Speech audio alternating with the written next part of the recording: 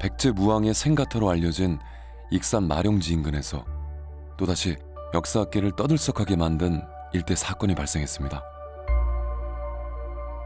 돌을 이용해 만든 저온 저장 창고가 그 모습을 드러낸 겁니다.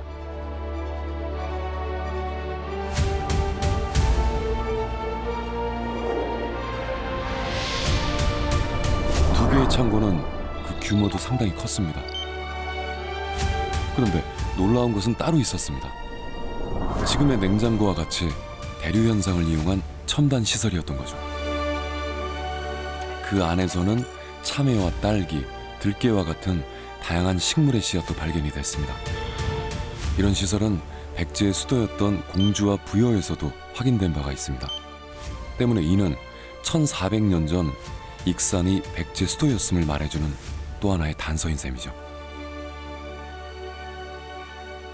저는 무왕대의 익산 천도를 단행했다는 사실을 한 번도 의심해 본 적이 없습니다.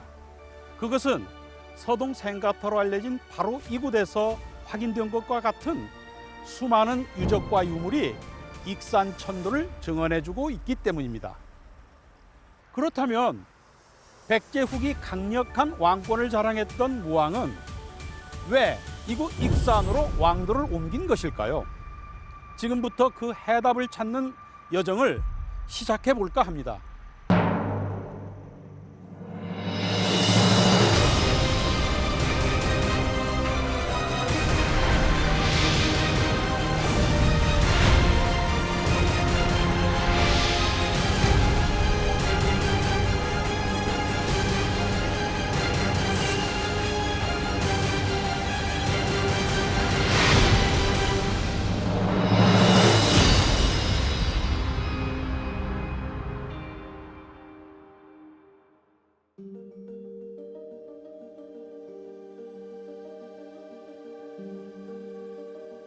한반도 남해안의 중앙에 자리한 섬. 예부터 연안항로의 주요한 길목 가운데 하나였습니다. 가야 이후 삼국시대에는 신라의 영역으로 여겨졌던 곳이죠.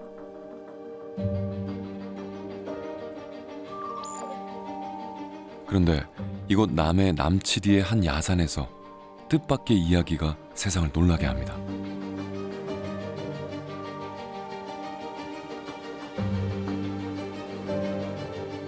백제의 전형적인 무덤이 그 모습을 드러내면서 그동안 우리가 역사적 사실로 알고 있던 것들에 대한 물음표를 던지게 했죠.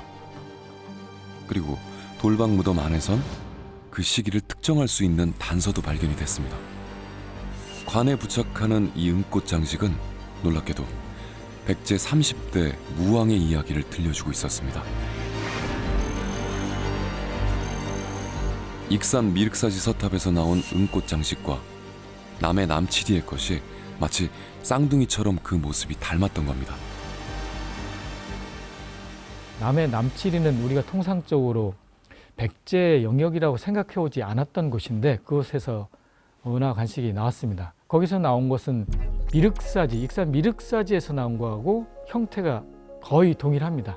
그 얘기는 시기적으로 639년에 가깝다는 얘기죠.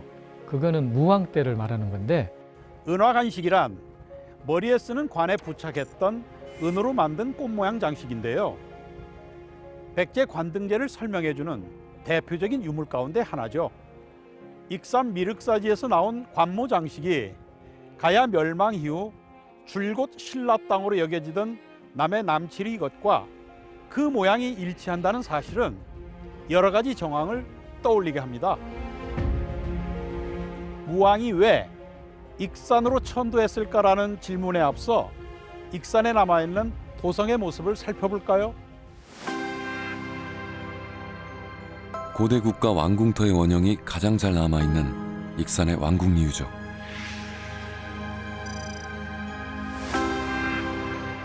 왕궁 북쪽의 자리에 피난성 역할을 했던 오금산성.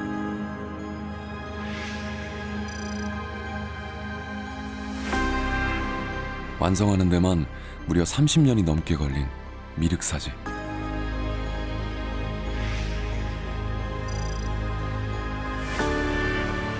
그리고 왕궁 인근에 자리했던 왕실 사찰 제석사의 존재.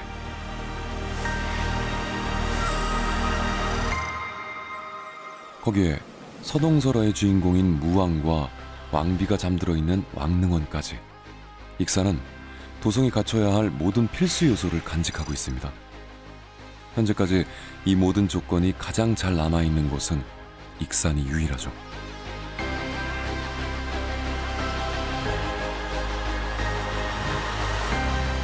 그리고 1970년대 일본인 학자가 교토의 한 사찰에서 찾아낸 관세음 응엄기에는 백제 무왕이 지모밀지, 즉 익산으로 천도했다고 뚜렷이 적어놨습니다.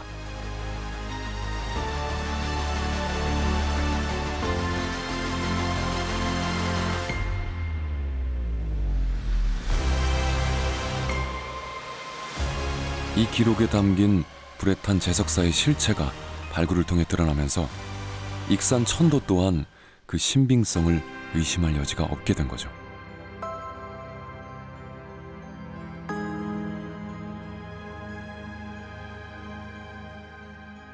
그렇다면 왜 무왕은 익산으로 천도를 단행한 것일까요? 최근 행정수도인 세종특별자치시의 사례를 보더라도 수도를 옮긴다는 것은 그리 단순한 문제가 아닙니다. 먼저 백제의 수도 변천사를 살펴봐야 할 것 같습니다.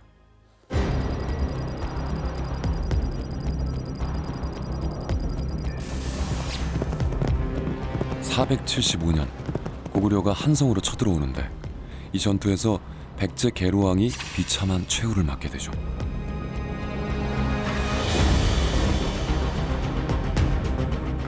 혼란 속에서 왕위에 오른 문주왕은 바로 웅진으로 천도를 결정하게 됩니다.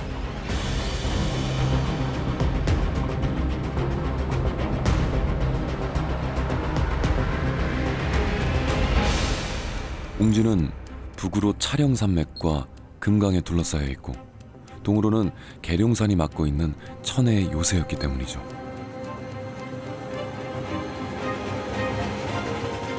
그런데 웅진 천도 이후 문주왕은 신하였던 좌평 해구에게 피살되고 말죠. 즉위한 지 3년 만에 일어난 귀족 세력의 쿠데타였습니다. 이렇게 약해진 왕권을 바로 세운 것은 백제 25대 무령왕. 521년 갱위강국을 선포하며 백제 중흥의 서막을 열죠.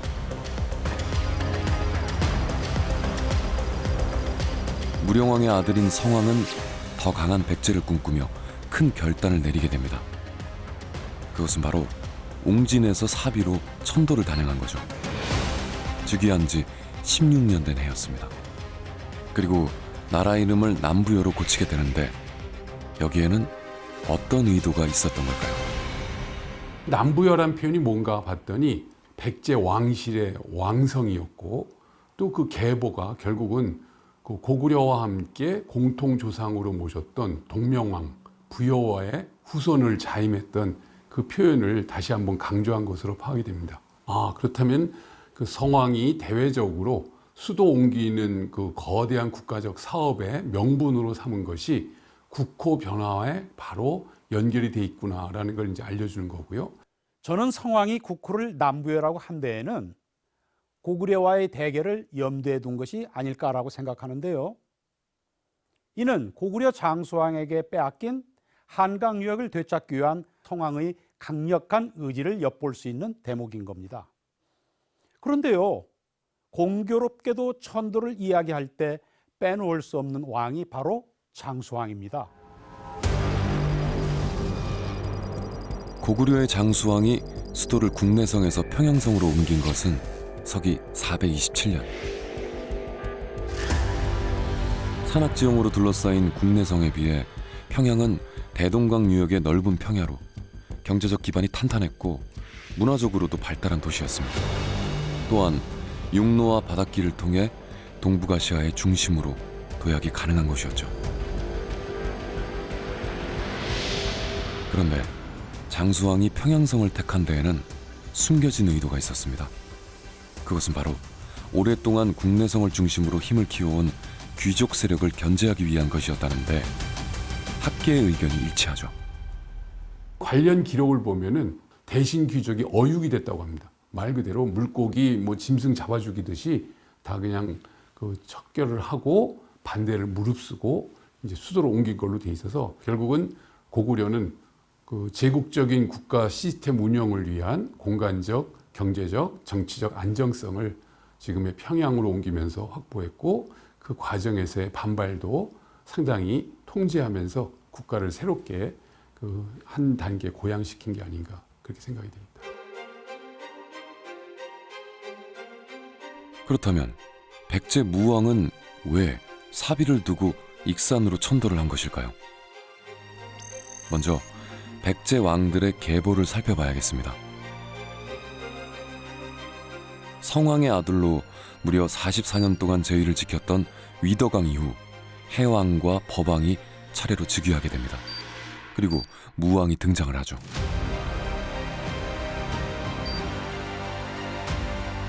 여기서 눈여겨볼 대목은 바로 제위 기간입니다. 선대왕들이 모두 1년마다 자리를 내주게 되는데 이는 특별한 상황을 떠올리게 합니다. 그 무왕이 등장하는 그 전 단계의 백제의 정황은 정치적으로 매우 불안정하고 어찌 보면은 여러 정치 정파 세력들 간의 갈등이 극대화된 모습이 나타난 그런 시점이 아닐까 그렇게 생각이 됩니다. 그 대안이 결국 지금 현재 익산 지역에 이 새로운 강력한 그 경제력으로 부상한 무왕이 된 것이 아닌가 그렇게 추측이 됩니다.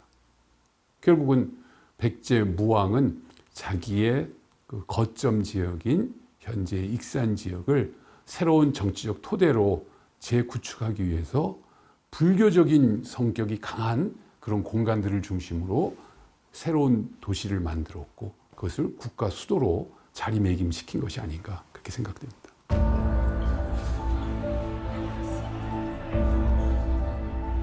중국을 최초로 통일한 진시황의 염원이 담긴 병마용갱. 2000년의 긴 잠에서 깨어난 병마용을 보려는 이들로 이곳은 언제나 인산인해를 이룹니다.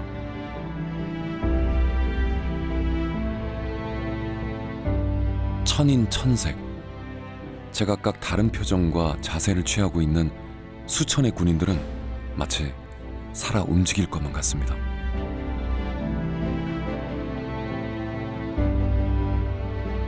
(1974년) 첫 삽을 뜬 병마용 발굴은 현재도 진행형인데요. 진시황의 병마용갱이 자리한 이 도시가 바로 중국의 천년고도인 서안입니다.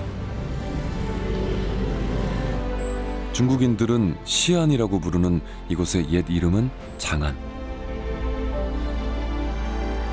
한 나라의 수도를 지칭하는 대명사격인 장안은 다들 한 번쯤 들어보셨을 텐데요. 장안의 화재라는 말도 바로 이곳에서 유래했다고 하죠. 또한 동서양을 잇는 고대 실크로드의 시작점이 바로 이 도시였습니다. 이 거대한 조형물이 당시 상단의 모습을 한눈에 보여주고 있는데요. 한마디로 경제와 물류의 중심지가 바로 이곳 서안이었던 거죠.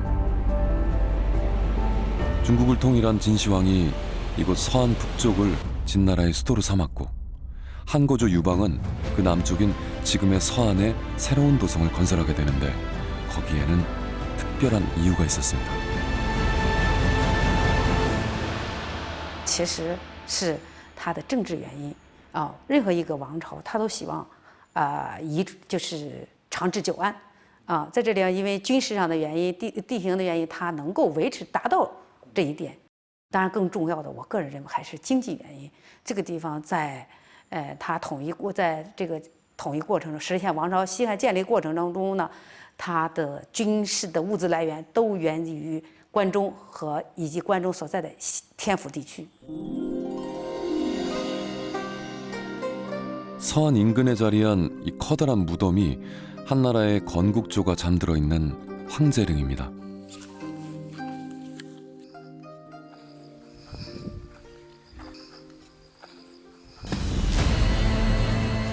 이 무덤의 주인인 한고조 유방은 일반 평민 출신으로 항우와 패권 경쟁에서 승리하고 황제가 된 입지전적인 인물이죠.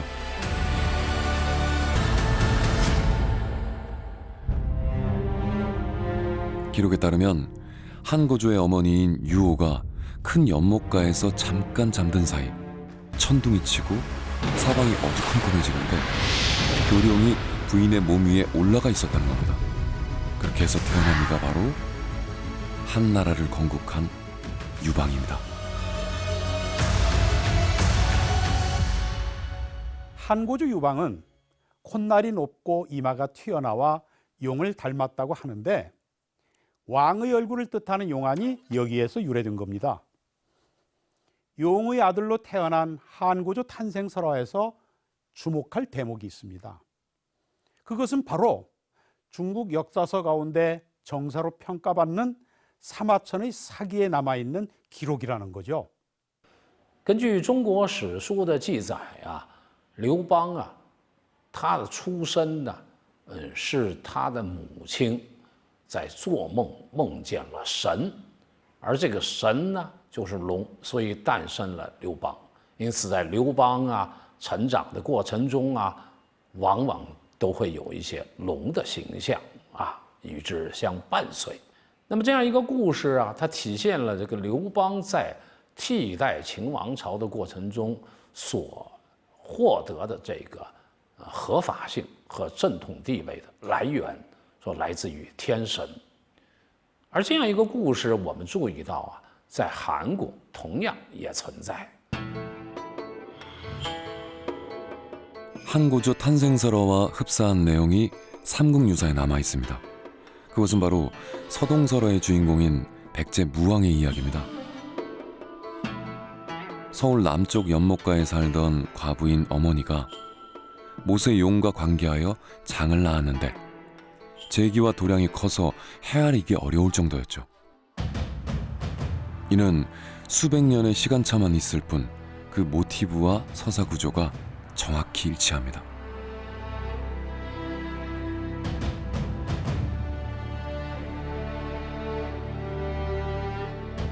그렇다면 왜 백제 30대 왕인 무왕의 탄생과 관련해 요즘 사람들이 믿기 힘든 이런 이야기를 적어놓은 걸까요? 근데 역사라는 것은 사실만 가지고는 설명이 안 되고 그걸 어떻게 인식하고 있었느냐. 결국 역사는 사실과 인식의 결합체인데 그 유교적인 합리주의를 강조한 분들은 괴력난신은 역사에 쓸 수가 없다라는 것이 공자일의 원칙입니다. 근데 세상의 일이라는 것은 괴력난신, 신비하고 좀 초월적이고 그런 얘기가 같이 들어가야 이것이 인간의 상상력과 그리고 인간의 마음을 움직이는 요소였는데 이 인간의 마음을 움직이는 요소들에 남겨진 이야기, 사라지기 안타까운 얘기를 이런 스님이 막 모아가지고 남겨놓은 겁니다. 그 대표적인 사례 중에 하나로 이 무왕의 용의 자식으로 탄생한 것과 아주 슬기롭고 지혜로운 방식으로 권력을 잡고 새로운 역사를 만들려고 했던 무왕 이야기를 그 대표 사례로서 쓴 것이 아닌가 그렇게 추정이 됩니다. 它也启发了我们，让我们明白，让我们能够理解一个伟大的文化传统和一段伟大的历史总是相关联的。同时，它也告诉我们说，神话不仅仅在它是神话，而且它也是真实历史的一部分。它是同其他文本所记载的历史一种不同的表达而已。那如果一个王朝在它发展的过程中发生了迁都或者类似的重大事件，也同样会有一个伟大的故事。那我们来看百济30代王武王的这个故事，我们会发现，他这个故事和这个迁都一山这个伟大事件相关联的。 건국조급 탄생설화의 주인공 백제 무왕. 선대왕들이 1년마다 교체되던 혼란스러운 상황에서 왕위에 올랐죠. 아마도 귀족들 간의 다툼이나 왕권과의 갈등을 추정해 볼 수 있는 상황인데요. 용의 아들 탄생설화를 가진 무왕은 자신의 고향이자 정치적 배경인 익산에 왕궁성을 만들고 천도라는 승부수를 던졌을 겁니다.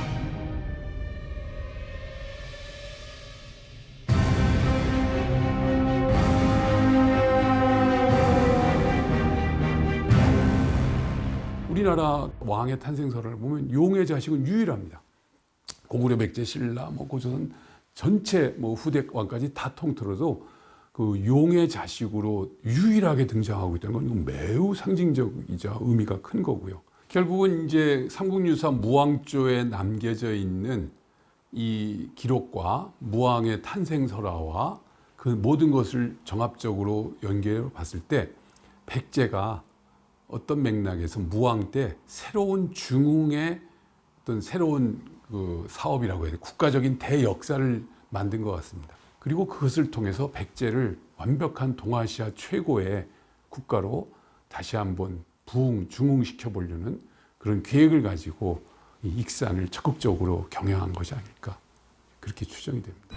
그런데요, 무왕은 수도였던 사비를 완전히 버리고 새로운 수도인 익산으로 천도한 것은 아니었습니다. 부여와 익산, 익산과 부여라는 두 개의 도성을 운영한 건데요. 무왕은 사비도성을 수부라는 이름으로 남겨놓고 익산의 왕궁성을 만들어 새로운 수도로 선포한 거죠.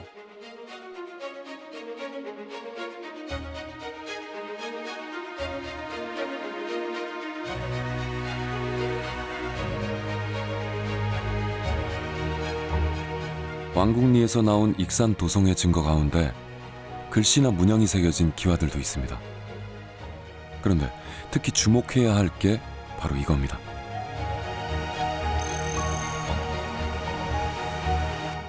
흔히 수도를 뜻하는 것으로 알려진 수부라는 글씨가 새겨진 이 기와는 익산 왕궁리와 더불어 부여 관북리 일대에서만 확인되는 특별한 유물입니다. 사비기 왕궁터로 학계가 인정하는 부여 관북리 유적.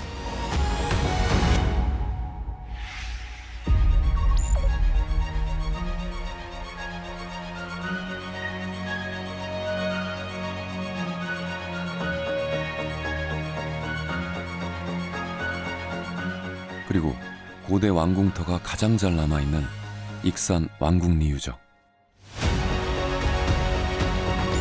이 수부라는 글자에 숨겨진 비밀은 무엇일까요?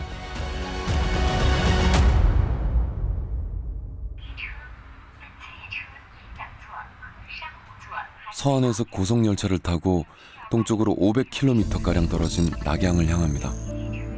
창밖에는 끝도 없는 평야가 펼쳐집니다.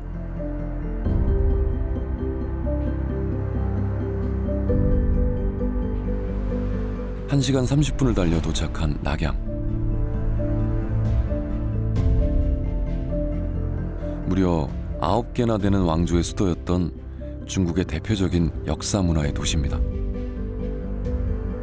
그뿐만이 아니라 8개 왕조가 제2의 수도로 삼았던 곳이죠.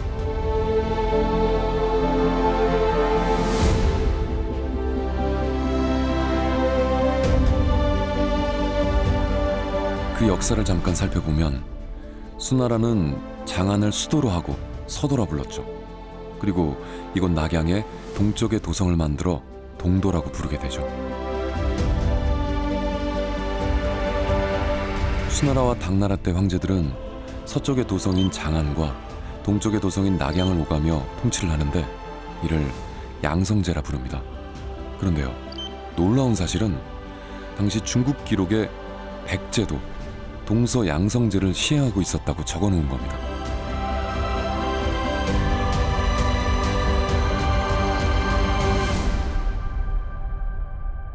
在我看来呀，这个东亚地区的很多的都城建设，它有共性。出现双城制啊，它往往是因为有一种政治权力平衡的需要，平衡的。因为在中国历史上，单一都城制啊，它可能会产生这个贵族的利益分配啊，或者经济条件的支撑啊，这些方面的不足。我认为朝鲜半岛的这个发展，因为它跟中国中原地区啊有密切的关系，比如说武王统治的时期跟唐王朝的关系就非常之密切，说它也会这个学习其他国家，比如唐王朝这种比较先进的都城建制的理念来建设多都制。 중국의 사례를 통해서 보면 부여와 익산, 익산과 부여의 관계가 이해가 됩니다. 부여가 수도였을 때 익산이 수부가 되고 반대로 익산이 수도가 되면 부여는 수부가 되는 것이죠. 그러니까 무왕이 천도했을 당시 익산이 수도, 부여는 수부였던 겁니다. 그런 내용을 뒷받침해주는 기록은 삼국사기에도 남아 있습니다. 무왕 31년 사비의 궁궐을 크게 수리했다는 기사죠.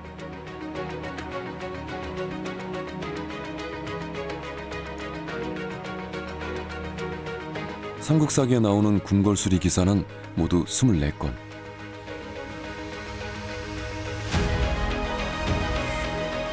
대부분 중수궁실, 궁궐을 수리했다고 간략히 적어놨죠. 그 가운데 궁궐의 이름을 명확하게 써놓은 것은 무왕 때가 유일합니다. 저자인 김부식은 무엇을 말하고자 했던 것일까요? 백제가 2개의 도성을 운영했다는 대목에서 그 해답을 떠올릴 수 있죠. 제가 전주에 살고 있는데 고향인 논산에 시골집이 있다고 가정을 해볼까요? 전주의 집을 수리할 경우 주변 사람들에게 집 리모델링했어 라고 말하는 게 일반적입니다. 그런데 논산의 집을 수리할 경우 논산이라는 지명이 반드시 들어가야 오해가 없겠죠. 마찬가지로 중수궁실이라고 간략히 썼으면 됐을 텐데 굳이 사비의 궁을 수리했다고 적어 놓은 것은 당시 수도가 익산이었다는 것을 분명히 하고 있는 겁니다. 그런데요, 여기서 왜 익산일까라는 질문을 던져봐야 할 것 같은데요. 무왕의 제2기간인 7세기 이전부터 익산을 비롯한 전라도 일대는 백제 중앙에서 눈여겨보던 중요한 곳이었죠. 대한민국이라는 국호의 뿌리가 된 마한, 그 마한이 시작된 땅이 바로 만경강을 따라 펼쳐진 익산이라는 것은 이제 많은 사람들이 알고 있는 사실입니다. 그리고 마한은 진안과 변안으로 분화되면서 삼안으로 발전하게 되죠.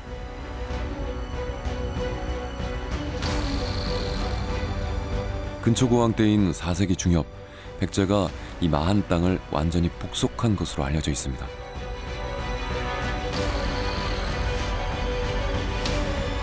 하지만 유적과 유물이 들려주는 이야기는 그와는 조금 다르죠.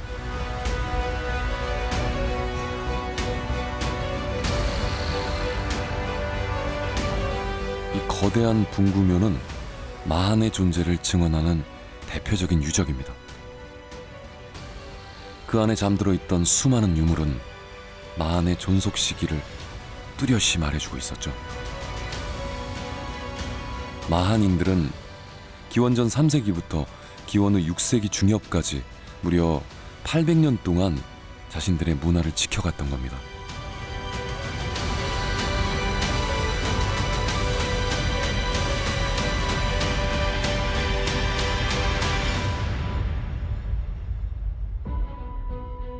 멀리서 보면 마치 커다란 언덕처럼 보이는 이것은 마한 모로비리국이 남겨놓은 거대한 고분입니다.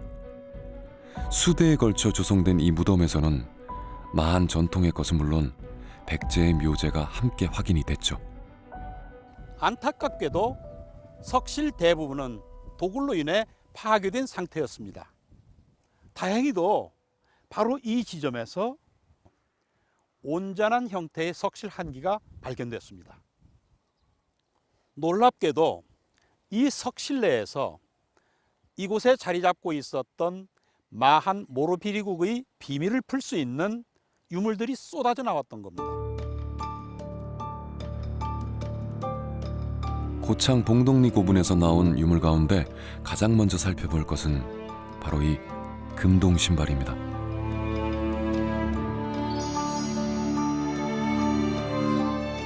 기하학적 문양은 물론 용과 사람 얼굴을 한 새, 화염 문양과 봉황이 역동적으로 표현된 금속 공예의 백미로 불리죠. 백제 중앙에서 보낸 이 귀한 보물은 무덤 주인이 언제 영면에 들었는지를 말해주고 있습니다. 신발의 문양, 그리고 제작 기법, 그리고 같이 출토된 유물의 상황 등을 고려해서 살펴보면은 적어도 5세기 후반, 즉 웅진천도 직후에 제작되어서 부장된 것으로 추정해 볼 수 있겠습니다. 금동 신발과 더불어 돌방 무덤 안에서 확인된 중국제 청자, 그리고 작은 항아리를 장식으로 붙인 넓은 입을 한 구멍단지와 장식이 있는 큰 칼까지. 이런 유물은 위세품이라고 부르는데 당시 정치적 관계를 보여주는 결정적인 단서입니다. 백제로부터 이러한 유세품을 받았다는 점에 있어서는 적어도 백제와 매우 긴밀한 관계를 맺었음을 짐작해 볼 수 있습니다.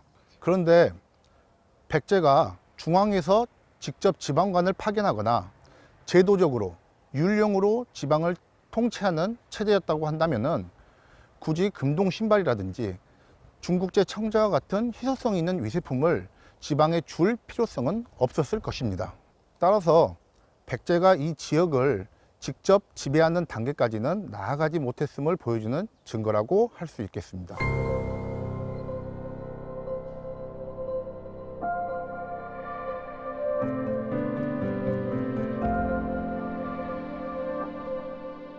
웅진 백제 시기의 것으로 확인된 또 다른 금동 신발.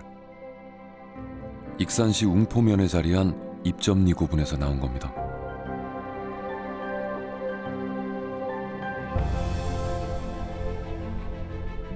웅포라는 이름에서도 짐작할 수 있는 것처럼 금강포구 인근에서 백제식 돌방 무덤이 확인된 겁니다.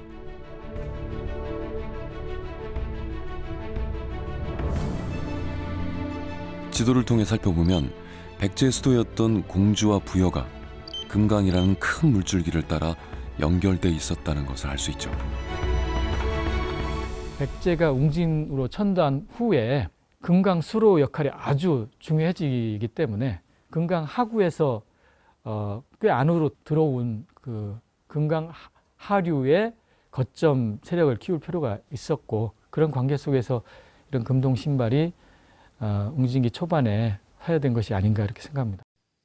익산 지역에 남아있는 백제 고분 가운데 이곳 입점리 고분은 상대적으로 이른 시기인 웅진 백제의 것으로 확인됐습니다. 그 시기인 5세기 후반, 익산 대부분 지역은 마한의 무덤인 분구묘가 주를 이루고 있었죠. 여기에서 우리는 무엇을 유추해 볼 수 있을까요? 아마도 백제는 이곳 금강 하구를 기반으로 점점 그 세력을 넓혀가지 않았을까요? 백제 때 고사부리군으로 불리던 정읍 고부. 옛 고부읍 성터를 발굴하던 과정에서 돌로 만든 백제의 대규모 성곽이 그 모습을 드러내 학계를 놀라게 했죠. 그리고 북문터에서 확인된 뜻밖의 유물은 이곳이 어떤 곳인지를 말해주고 있었습니다. 상부 상항이라고 새겨진 기와. 사비기 수도의 행정 단위로 알려진 오부 오항과 같은 행정 조직이 정읍 고부에 있었다는 겁니다.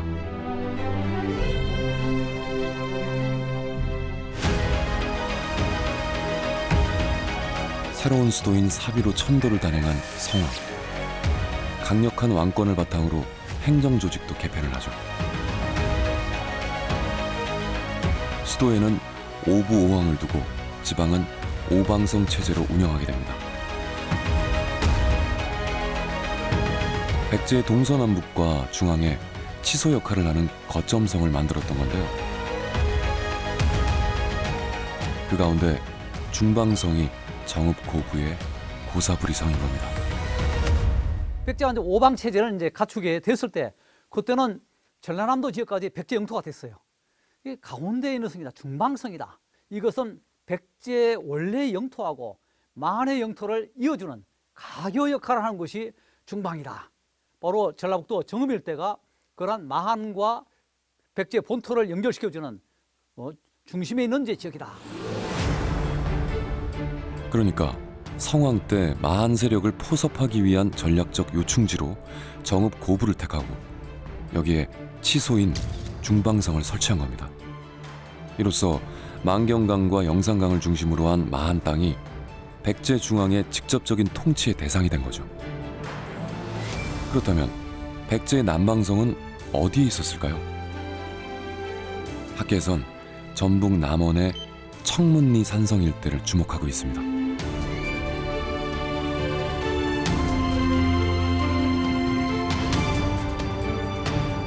인근에서 대규모 백제 고분이 확인된 것뿐만 아니라 백제의 은화관식까지 발견됐기 때문입니다. 이는 백제 중앙에서 파견한 고위 관료가 남원에 상주했을 가능성을 말해주는 겁니다.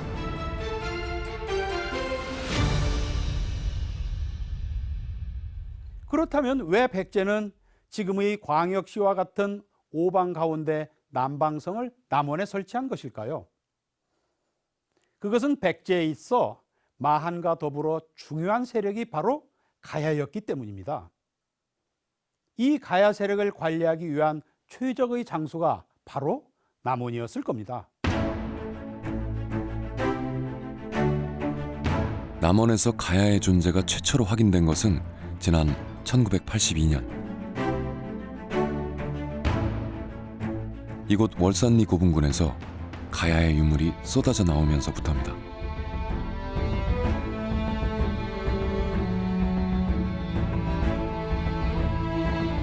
그 중에서도 가야 땅에서는 한 번도 확인된 적이 없는 중국제 청자, 닭의 머리 모양을 한 개수호가 세상 놀라게 했습니다.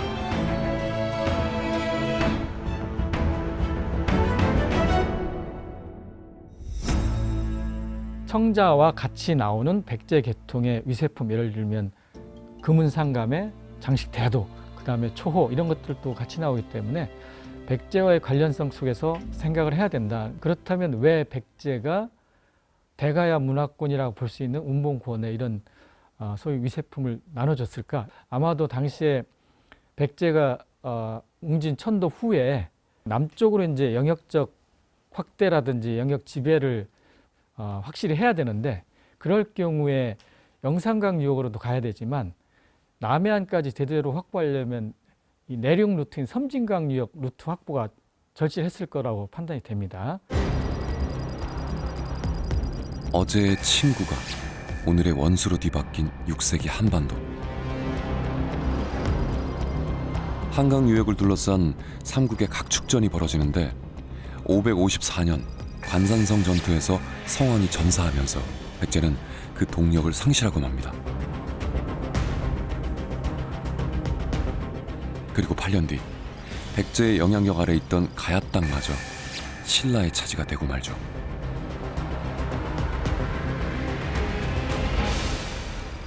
그런 상황에서 왕위에 오른 무왕은 어떤 선택을 했을까요?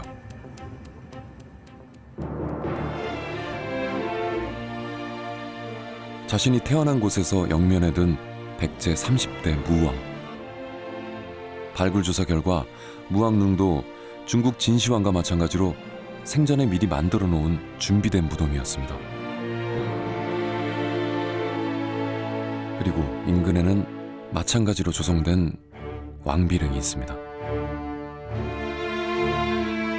그전에는 쌍릉으로 불리다가 최근 무왕릉과 왕비릉이라는 이름을 되찾았지만 안타깝게도 여전히 세계유산으로 등재되지는 못한 상태입니다.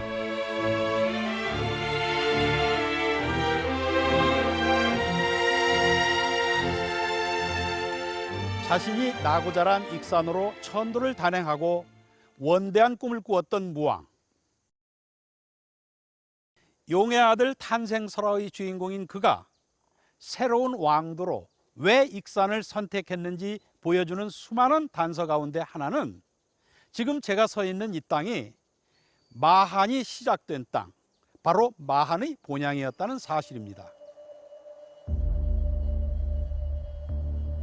성왕이 전사한 이후 백제의 영역을 표시한 지도를 다시 살펴볼까요? 만경강과 영산강을 중심으로 한 마한 세력권이 넓은 면적을 차지하고 있습니다. 오래전부터 백제 땅으로 알고 있지만 실제로는 위세품을 통한 간접 지배가 이뤄지던 곳이죠.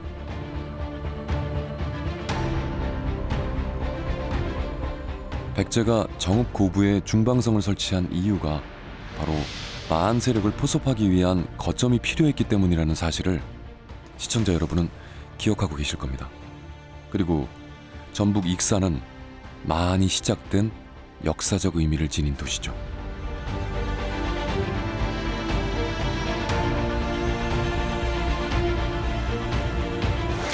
그렇다면 무왕이 익산의 새로운 수도를 건설했던 것은 마한 세력을 적극적으로 품기 위한, 즉 국민 통합을 위한 승부수가 아니었을까요? 마한 지역의 주민들을 다독이고 백제의 그 핵심 주민으로 끌어올릴 수 있는 방법은 아예 그 수도가 익산이라고 하는 마한의 본거지로 내려오면 가능해지는 것이죠. 몸으로 실천한 것이죠. 입으로만 한 게 아니고요. 그러한 이제 다목적 차원에서 익산천도가 단행됐다. 이렇게 볼 수가 있습니다. 그림처럼 펼쳐진 드넓은 대지에 자리한 익산 왕궁성.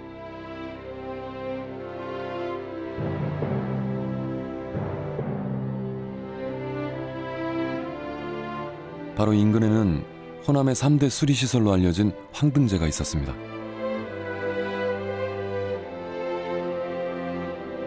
기원전 3세기에 만들어진 황등제는 지금은 논으로 그 모습을 달리해 우리의 먹을거리를 책임지고 있죠.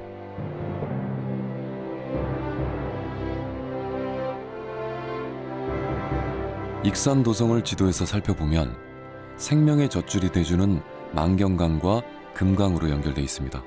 때문에 교통이나 물류에 있어서도 유리했을 겁니다.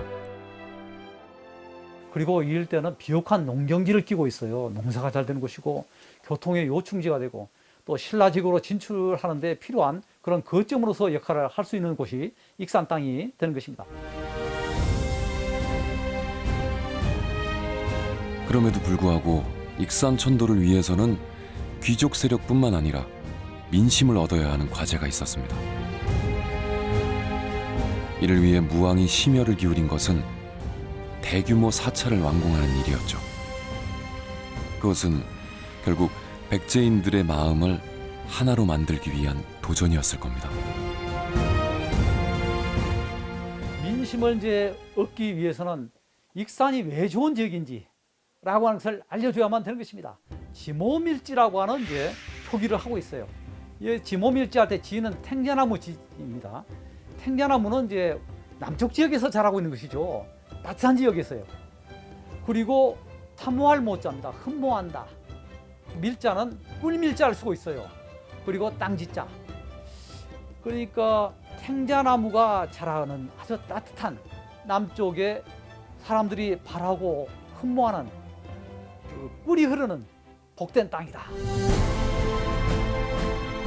42년 동안 왕위를 지킨 백제 30대 무왕. 그는 백제의 옛 영토를 되찾기 위해 끊임없이 노력한 정복군주였습니다. 맞붙어야 하는 상대는 오랜 숙적인 신라였죠. 백제 무왕의 치열한 대신라전의 성과는 그의 시호인 무왕이라는 두 글자에 뚜렷이 남아 있습니다.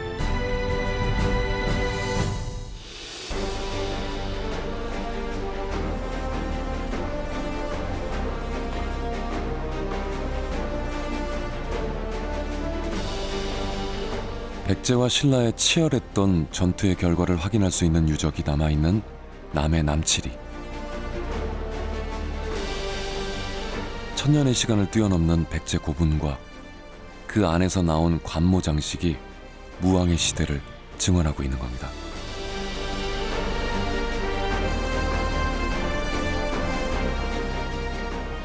남칠이 고분을 이제 조사하면서 이 백제가 7세기 때부터 이 가야의 옛 땅이었던 그 경남 서부지구로 많이 이게 진출하고 있는 모습을 이제 주변에서도 확인했습니다. 그 같은 시점에 남해 남칠이 고분도 만들어졌고 아마 무왕은 계속해서 이제 세력을 호남 동부 지역, 가야 이제 경남 서부 지역으로 확대하고 백제의 땅을 이렇게 수복하고 신라로 영역을 확장하기 위해서 노력했던 것 같습니다.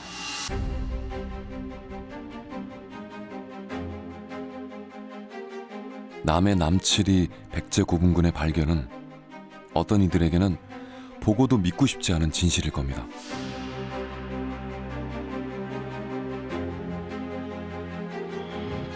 반면 어떤 사람들에게는 감춰졌던 사실을 찾아내는 흥미로운 도전이겠죠.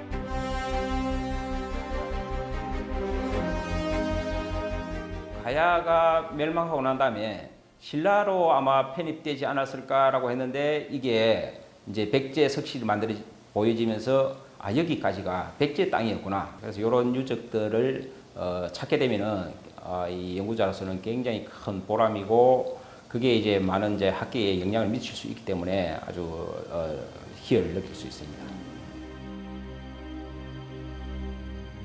무왕의 원대한 꿈이 깃든 익산 도성.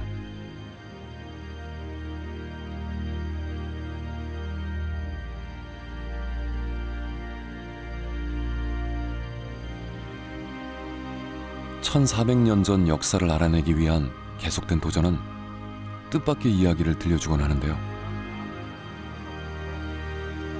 사다리 없이는 오르내릴 수조차 없을 정도로 깊이 파들어간 이곳의 정체는 저온 저장 창고였습니다. 바닥은 습기를 막기 위해 점토로 다지고 벽면은 돌을 가지런히 쌓아 올렸죠. 가장 눈여겨볼 것은 지면에 만들어 놓은 3개의 통기구입니다.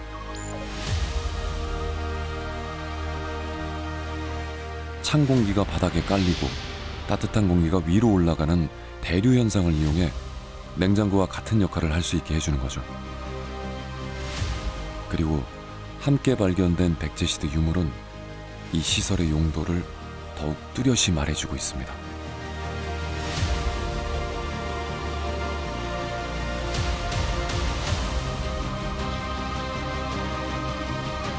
벼루라든지 그다음에 대부 완이라든지 뭐 이런 것들은 왕궁에서 나온 유물들이 그대로 석축 조은 저장고에서 나오고 있기 때문에 결국은 이 석축 조은 저장고는 왕궁하고 관련될 수밖에 없다. 적어도 익산에 무왕이 천도했다는 그런 것들을 증명할 수 있는 그런 시설들이 아닌가 뭐 이렇게 볼 수 있을 것 같습니다. 고조선 준왕이 마한을 세운 역사를 간직한 익산.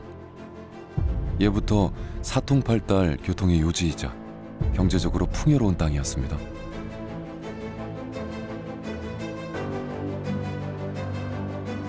용의 아들 탄생설화의 주인공 무왕은 원대한 꿈을 실현하기 위해 자신이 나고 자란 이곳 익산으로 천도를 단행했던 겁니다. 묻혀있던 진실을 찾기 위한 계속된 노력은 이제 익산 백제를 부정할 수 없게 만들어놨습니다.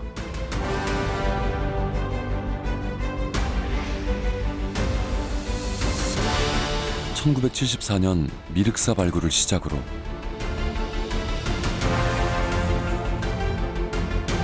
백제의 가장 화려했던 왕궁터와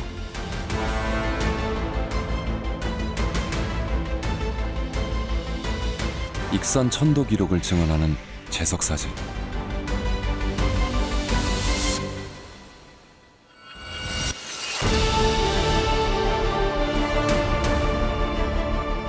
그리고 백제 30대 무왕과 왕비릉의 실체가 그 모습을 명확히 드러내기까지 무려 50년의 시간이 흘렀습니다.